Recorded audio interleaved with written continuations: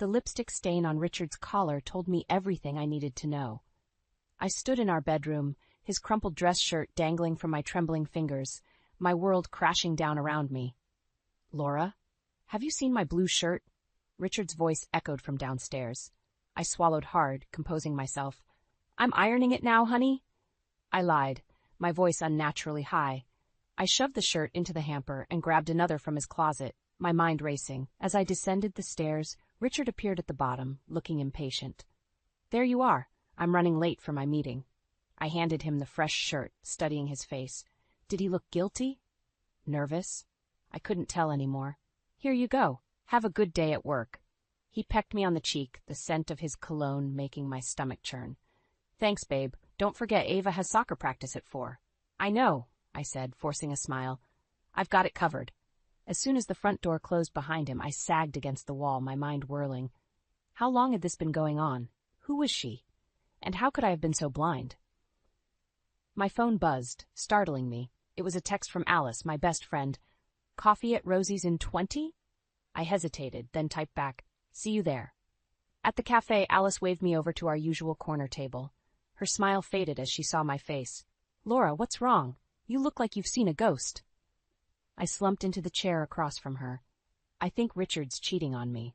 Alice's eyes widened. "What? No way. Richard would never." "I found lipstick on his collar," I cut her off. "And it's not the first time I've suspected something. He's been working late, taking mysterious phone calls." Alice reached across the table, squeezing my hand. "Oh, sweetie, I'm so sorry. Are you sure it's not just a misunderstanding?" I shook my head, tears threatening to spill. I don't know what to think anymore. I feel like I'm losing my mind. "Have you talked to him about it?" "No," I admitted. "I'm scared of what he might say. What if he leaves me? What about the girls?" Alice's face softened. "Laura, you can't live like this. You need to confront him." Just then, my phone rang. It was the school. "Mrs. Thompson, this is Nurse Jenkins. Lily's running a fever. Can you come pick her up?" I sighed, gathering my things. "I'll be right there." Alice stood up with me. "Go take care of Lily. And Laura, promise me you'll talk to Richard tonight." I nodded, not trusting myself to speak. As I hurried out of the cafe, my mind was a jumble of worries and fears. How could I face Richard? What would happen to our family? At the school, I found Lily curled up on a cot in the nurse's office, her cheeks flushed. "Mommy," she whimpered, reaching for me. I scooped her up, feeling her forehead. "It's okay, baby, we're going home now." As we walked to the car, my phone buzzed again. A text from Richard, "Working late tonight, don't wait up." My stomach clenched. Another late night, another lie. At home, I tucked Lily into bed and called my mother. "Mom, can you watch the girls tonight? I need to talk to Richard." "Of course, dear," she said, concern evident in her voice. "Is everything all right?" I hesitated. "I'm not sure. I'll explain later." After Mom arrived, I paced the living room, rehearsing what I'd say to Richard. The clock ticked past 8, then 9. Still no sign of him. At 10:30, headlights swept across the front window.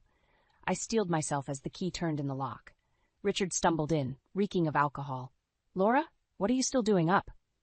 I stood, my heart pounding. "We need to talk, Richard." He frowned, swaying slightly. "Can't it wait until morning?" "No," I said firmly. "It can't." As I opened my mouth to continue, Richard's phone buzzed. He glanced at it, his face paling. "Who is she, Richard?" I asked, my voice barely above a whisper. His eyes met mine, a mixture of guilt and defiance. "I don't know what you're talking about." But I knew. In that moment, I knew everything had changed, and I was ready for a fight. The morning after my confrontation with Richard, I woke up with a pounding headache and a hollow feeling in my chest. He'd slept on the couch, and I heard him shuffling around downstairs, probably getting ready for work. I couldn't face him. Not yet. I reached for my phone, desperate to talk to someone who would understand. Alice answered on the second ring. "Laura? Are you okay? You never called me back last night." I took a deep breath. I confronted Richard. It didn't go well. "Oh, honey, I'm so sorry. Do you want me to come over?" "No, I have to get the girls ready for school. But can we meet for lunch? I really need to talk." "Of course. Rosie's at noon." I agreed and hung up, feeling a small measure of relief. At least I had Alice to lean on. The morning passed in a blur of school lunches and rushed goodbyes. Richard left without a word, just a guilty glance in my direction. By the time I got to Rosie's, I was a bundle of nerves. Alice was already there, a steaming mug of coffee waiting for me. "Spill," she said as soon as I sat down. I poured out everything: the lipstick, the late nights, the suspicious text messages. Alice listened, her face a mask of sympathy and shock. "I can't believe Richard would do this to you," she said, shaking her head. "You and the girls deserve so much better." "I don't know what to do, Alice. I can't just leave him. What about Ava and Lily?" Alice reached across the table, squeezing my hand. "You have to think about yourself, too. You can't stay in a marriage where you're not respected." I nodded, fighting back tears. "But how do I even start? I've been with Richard for so long. I don't know who I am without him." "You're Laura Thompson," Alice said firmly. "You're a fantastic mother, a brilliant HR executive, and my best friend. You're strong enough to get through this." Just then, my phone buzzed. It was a text from an unknown number. "Your husband is cheating on you. Meet me at the park on Oak Street at 3 p.m. if you want proof." My hands shook as I showed Alice the message. "What do I do?" She frowned. "It could be a trap, but don't you want to know for sure?" I bit my lip, torn between fear and the desperate need for answers. "Will you come with me?" Alice nodded without hesitation. "Of course, Quajos, I've got your back, always." The rest of lunch passed in a haze of anxiety. At 2:55, Alice and I arrived at the park, scanning the area for anyone suspicious. "There," Alice pointed to a bench where a woman sat, her face hidden by large sunglasses and a scarf. As we approached, the woman stood up. "Laura?" I nodded, my heart racing. She handed me an envelope. "I'm sorry," she said softly before hurrying away.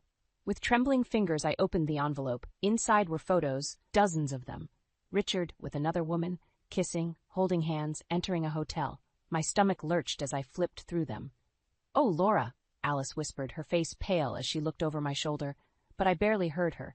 My eyes were fixed on one photo in particular, the woman with Richard. I knew that dress, that hair. I looked up at Alice, my world tilting on its axis. "It's you," I whispered. Alice's eyes widened in panic. "Laura, I can explain." But I was already backing away, the photos clutched to my chest, my best friend's betrayal burning like acid in my throat. "Laura, please," Alice called after me as I turned and ran. I didn't stop until I reached my car, locking the doors and letting out a primal scream of rage and pain. How could they do this to me? My husband and my best friend? As I sat there, shaking and sobbing, my phone buzzed again. Another text from the unknown number. "Now you know the truth. What are you going to do about it?" I stared at the message, a cold determination settling over me. They thought they could destroy my life? Well, two could play at that game. It was time for Laura Thompson to fight back. I sat in my car, hands gripping the steering wheel, trying to steady my breathing. The betrayal of Richard and Alice burned in my chest, but I couldn't fall apart now. I had to pick up the girls from school. As I pulled into the school parking lot, my phone rang. It was Gary, Alice's husband. My stomach clenched. "Laura? Have you heard from Alice? She's not answering her phone." I swallowed hard. Should I tell him? I saw her earlier at lunch. Is everything okay?" Gary's voice was tight with worry. "There's been a fire at our house. I can't reach her, and I'm stuck in traffic. Can you check if she's there?" My world tilted again. "A fire? Of course, Gary. I'll head there right now." I called my mother, asking her to pick up the girls. Then I sped towards Alice and Gary's neighborhood, my mind racing. As I turned onto their street, I saw the flashing lights of fire trucks and ambulances. Smoke billowed from their beautiful two-story home. I parked haphazardly and ran towards the scene. A firefighter tried to stop me, but I pushed past him. My friend might be in there. That's when I saw them. Richard and Alice, huddled together near an ambulance, looking shell-shocked. They were alive, but their clothes were singed, and Alice had an oxygen mask over her face. Relief warred with fury inside me. I stormed over to them, my hands shaking. "What the hell is going on?" Richard's eyes widened when he saw me. "Laura, I can explain." "Explain what?" I hissed. "How you and my best friend nearly got yourselves killed, how you've been lying to me for God knows how long." Alice pulled off her oxygen mask, tears streaking her soot-stained face. "Laura, please. It's not what you think." I laughed bitterly. "Really? Because I think it's exactly what I think. I saw the photos, Alice. I know everything." Richard stepped forward, reaching for me. "Photos? What photos?" I jerked away from him. "Don't touch me. Don't you dare touch me." A commotion behind us made us all turn. Gary had arrived, his face a mask of panic and confusion as he took in the scene, his partially destroyed house, his wife with another man. "Alice," he called out, pushing through the crowd. "What's going on? Are you okay?" Alice's face crumpled. "Gary, I'm so sorry." I watched as Gary's expression shifted from concern to understanding, then to devastation. My heart ached for him, even as my own pain threatened to overwhelm me. A police officer approached us. "We need to ask you all some questions about the fire. It appears to have been deliberately set." The world seemed to stop. "Arson?" I looked at Richard and Alice, seeing the guilt and fear in their eyes. What had they done? As the officer led us away to separate us for questioning, I caught a glimpse of a familiar face in the crowd. It was the woman from the park, the one who had given me the photos. She nodded at me once, then disappeared into the throng of onlookers. In that moment, I realized this was far from over. The fire, the affair, the mysterious woman, it was all connected somehow, and I was determined to uncover the truth, no matter the cost. The officer gestured for me to follow him. "Mrs. Thompson, if you could come with me, please." I took a deep breath, squaring my shoulders. As I walked away from the smoldering ruins of Alice and Gary's home, and the smoking remains of my own marriage, I knew my life would never be the same. But I was ready to fight for the truth, for my daughters, and for myself. Whatever came next, Laura Thompson would face it head on. The officer opened the door of his cruiser. "After you, ma'am." I slid into the back seat, my mind already racing with questions. As the door closed behind me, I caught one last glimpse of Richard and Alice, huddled together in the chaos. This was just the beginning. The harsh fluorescent lights of the hospital waiting room made my head throb. I'd been here for hours, waiting for news about Richard and Alice's condition after the fire. The police had finished questioning me, but my mind was still reeling from everything that had happened. A nurse approached, clipboard in hand. "Mrs. Thompson? Your husband is awake now. You can see him if you'd like." I nodded, steeling myself for the confrontation I knew was coming. As I walked down the sterile hallway, my anger and hurt bubbled up inside me, threatening to spill over. Richard was propped up in bed, his face pale against the white sheets. When he saw me, his eyes widened with a mixture of guilt and fear. "Laura," he started, but I cut him off. "Don't," I said, my voice low. "I don't want to hear your excuses or your lies. I want the truth, Richard, all of it." He sighed, deflating like a punctured balloon. "I never meant for any of this to happen, but it did happen," I snapped. "You and Alice, how long?" Richard looked away. 6 months. The admission hit me like a physical blow. 6 months of lies, of betrayal. I sank into the chair beside his bed, my legs suddenly weak. "Why?" I whispered. "Why her? Why throw away our entire life together?" "I don't know," he said, and I could hear the genuine confusion in his voice. "It just happened. Alice and I, we connected in a way that—" "Stop." I held up a hand. "I don't need to hear about your connection. What I need to know is what happened at the house. The police think it was arson, Richard. Did you have something to do with that?" His eyes widened in shock. "What? No, of course not. We were just talking. Then suddenly there was smoke everywhere. We barely made it out." I studied his face, searching for any sign of deception, but all I saw was fear and remorse. "Laura," he reached for my hand, but I pulled away. "I'm so sorry, for everything. I know I've ruined everything, but maybe we can." "No," I said firmly, standing up. "There's no we anymore, Richard. I want a divorce." The words hung in the air between us, heavy and final. Richard's face crumpled, but I felt a strange sense of relief. It was out there now. There was no going back. "What about the girls?" he asked quietly. "I'll be filing for full custody," I said, my voice steady despite the turmoil inside me. "You can have supervised visitation, but that's it. You've proven you can't be trusted." Richard opened his mouth to argue, but a commotion in the hallway interrupted us. I turned to see Gary bursting into the room, his face a mask of fury. "You bastard!" he yelled, lunging for Richard. I stepped between them, pushing Gary back. "Gary, stop! This isn't the place." He glared at me. "Did you know? Were you covering for them?" "No," I said softly.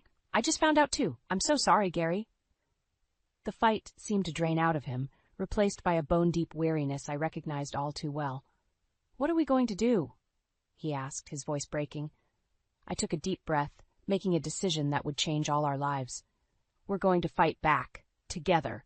Richard, Alice, whoever started that fire, they're not going to get away with this.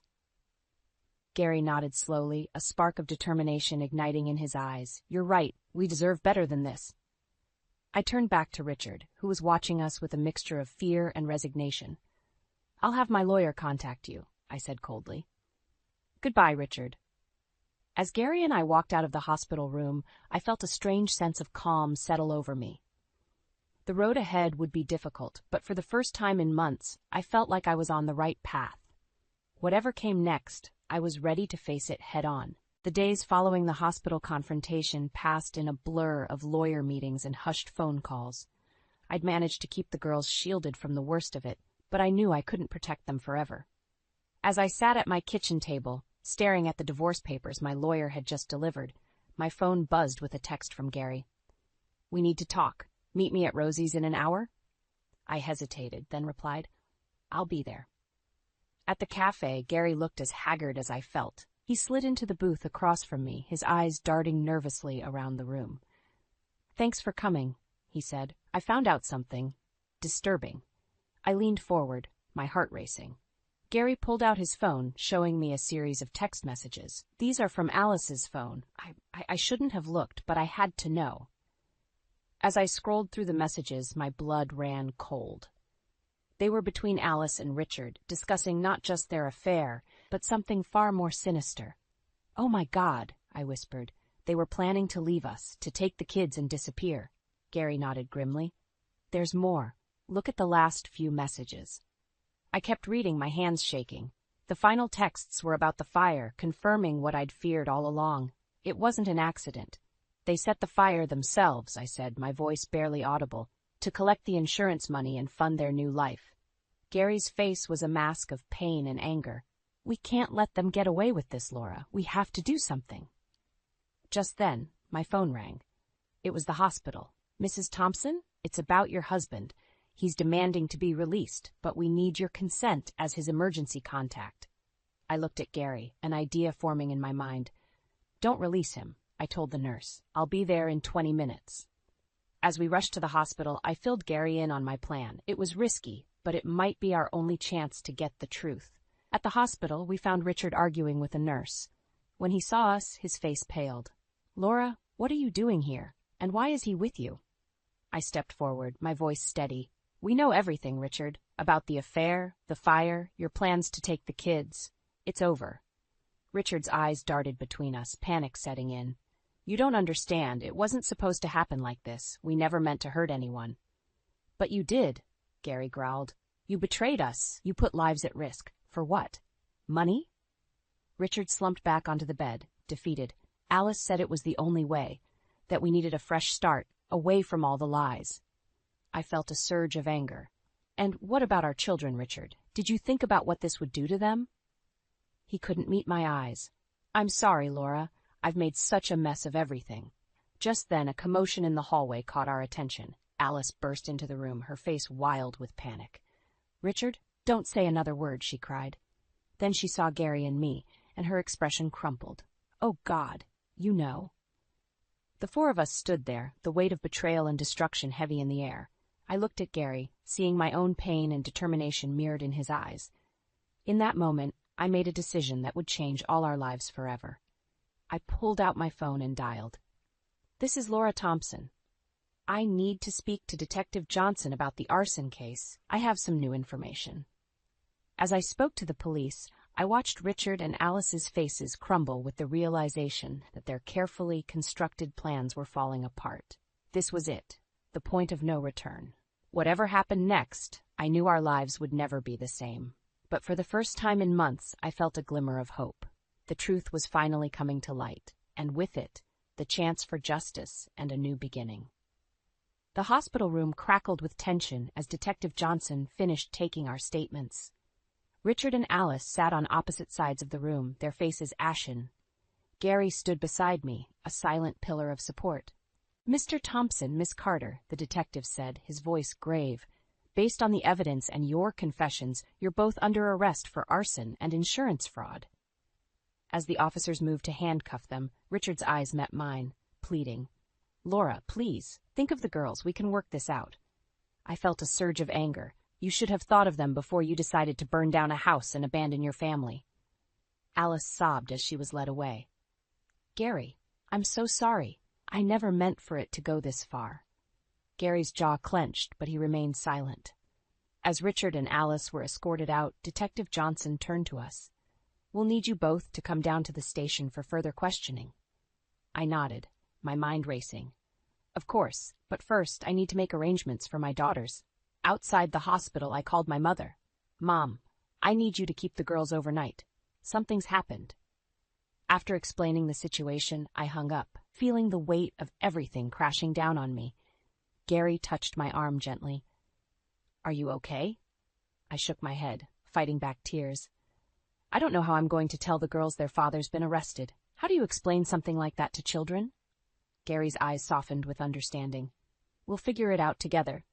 You're not alone in this, Laura.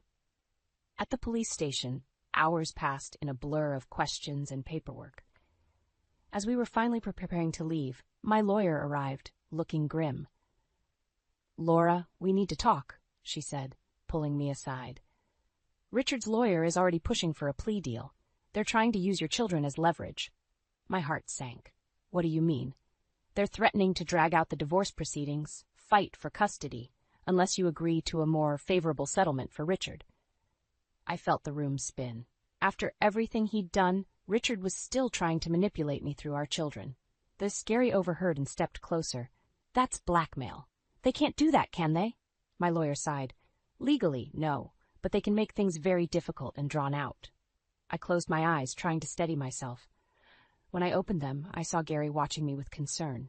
In that moment, I made a decision. No, I said firmly. I won't let him use our daughters as pawns. We fight this all the way. My lawyer nodded, a hint of admiration in her eyes. It won't be easy, but I think it's the right call. I'll start preparing our counter-strategy immediately. As we left the station, the weight of the day's events hit me full force. I stumbled, and Gary caught my arm. Whoa, easy there, he said softly. Let's get you home. In the car, I finally broke down, sobs racking my body. Gary pulled over and simply held me, letting me cry. When I finally calmed down, I looked up at him. How did we get here, Gary? How did our lives fall apart so completely? He shook his head, his own eyes glistening. I don't know, but we're going to get through this. Together. As we pulled up to my house, I saw my mother's car in the driveway. The girls were home. Reality crashed back in. I had to tell them about their father. Gary squeezed my hand. Do you want me to come in with you? I took a deep breath, steeling myself for what was to come. No, I need to do this alone. But can you come by tomorrow? I think I'm going to need all the support I can get. He nodded, his eyes full of understanding. I'll be here. Whatever you need, Laura. As I walked to my front door, I felt like I was heading into battle. The hardest conversation of my life awaited me on the other side. But for the first time in months, I didn't feel alone. Whatever came next, I knew I had the strength to face it. I opened the door, ready to face my new reality head-on. The courtroom buzzed with tension as I sat beside my lawyer, my hands clenched tightly in my lap. Across the aisle, Richard glared at me, his eyes cold and unforgiving. The judge cleared his throat, silencing the room. In the matter of Thompson versus Thompson, we're here to discuss the terms of alimony and child support, the judge announced. My lawyer stood, her voice steady. Your Honor, given Mr. Thompson's recent legal troubles and the circumstances surrounding the dissolution of the marriage, we believe full custody should be awarded to my client with supervised visitation for Mr. Thompson. Richard's lawyer jumped to his feet. Objection, Your Honor. My client's legal issues are separate from his ability to parent. We're seeking joint custody. The judge raised an eyebrow. Counselor, your client is facing arson charges. How do you propose he co-parent from jail? As the lawyers argued, I felt a gentle touch on my arm. Gary had slipped into the seat behind me, offering silent support. I gave him a grateful smile. Suddenly, the courtroom doors burst open. Alice stumbled in, looking disheveled and frantic. Wait! I need to speak! The judge banged his gavel. Order, ma'am. You can't just barge in here. Alice ignored him, her eyes wild as she approached the bench. You don't understand. It wasn't Richard's fault. I was the one who started the fire. The room erupted in chaos. Richard's face paled, while his lawyer looked like he might faint. I sat there, stunned, as Alice continued her confession. Richard tried to stop me, but I wouldn't listen. I thought if we had the insurance money, we could start over, but it was all my idea. The judge called for order, his face stern. Miss Carter, are you aware that you're confessing to a felony in open court? Alice nodded, tears streaming down her face. I know. I just couldn't let Richard take the blame anymore. Our children deserve to know the truth. As the bailiff led Alice away, the judge turned to the lawyers. In light of this new information, we'll need to recess. We'll reconvene in 1 hour. Outside the courtroom, my head was spinning. Gary stood beside me, his face a mix of shock and concern. Laura, are you okay? I shook my head, struggling to process what had just happened.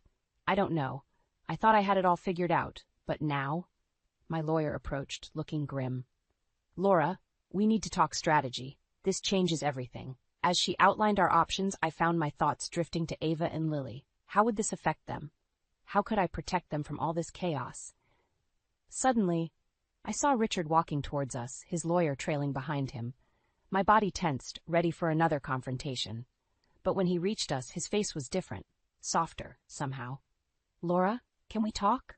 Alone? Against my better judgment, I nodded. We stepped aside, away from the others. Richard took a deep breath. I know I've made a mess of everything, but I want you to know, I never stopped loving our girls, or you. I felt tears pricking at my eyes. Richard, it's too late for that. He nodded, looking defeated. I know, but I want to make this right. For the girls. Whatever you decide about custody, I'll support it. No more fights, no more lawyers. Just tell me what you need. I stood there, overwhelmed by the sudden shift. Part of me wanted to lash out, to make him hurt the way I had. But another part, the part that remembered the man I'd fallen in love with, saw a glimmer of that person in his eyes. I need time, I said finally. To think, to process all of this. Can you give me that? Richard nodded, relief washing over his face. Of course, whatever you need. As he walked away, I felt a strange mix of emotions washing over me. Anger, confusion, a tiny spark of hope. I turned back to Gary and my lawyer, both watching me with concern. What now? Gary asked softly. I took a deep breath, squaring my shoulders. Now, we fight for what matters most. My daughter's future. As we walked back into the courtroom, I felt a strange sense of calm settle over me. Whatever happened next, I knew I had the strength to face it. For myself and for my girls. The battle wasn't over, but for the first time in months, I felt like I might just win the war. The moving truck rumbled away, leaving me standing in the driveway of my new home. Ava and Lily raced inside, their excited squeals echoing through the empty rooms. I took a deep breath, savoring the crisp autumn air and the sense of possibility that came with it. Need a hand with those boxes? I turned to see Gary walking up the path, a warm smile on his face.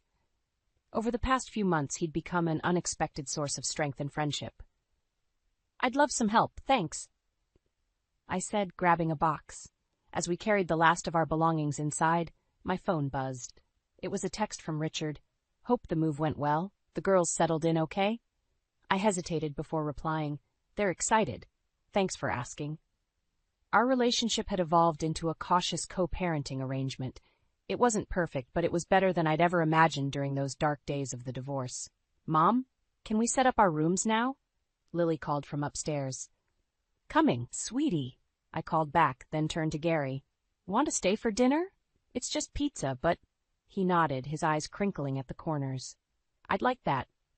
As we worked on unpacking, my mother arrived, arms laden with homemade casseroles.